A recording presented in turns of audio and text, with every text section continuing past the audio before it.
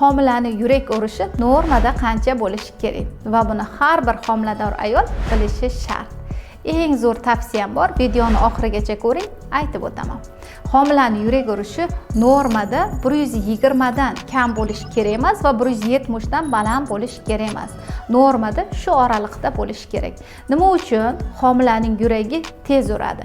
Sababi moddalar almashinuvi kuchli bo'lganligi uchun va homila tez o'sganligi uchun homilaning yurak urishlari tez bo'ladi. Homilaning yurak urishini norma holatdaligini ushlab turishimiz uchun sizga aytadigan tavsiyamga e'tiborli bo'ling.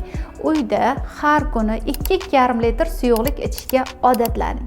Chunki bu suyuqlik miqdorini organizmda norma bo'lishi qonda quyilib qolishini oldini oladi va qon bosimini tushib ketishini oldini oladi. Agar sizda homilangizni yuragi oxirgi marta o'lchaganingizda nechta chiqqanini kommentariyalarda yozib qoldiring va bizning sahifamizga obuna bo'ling.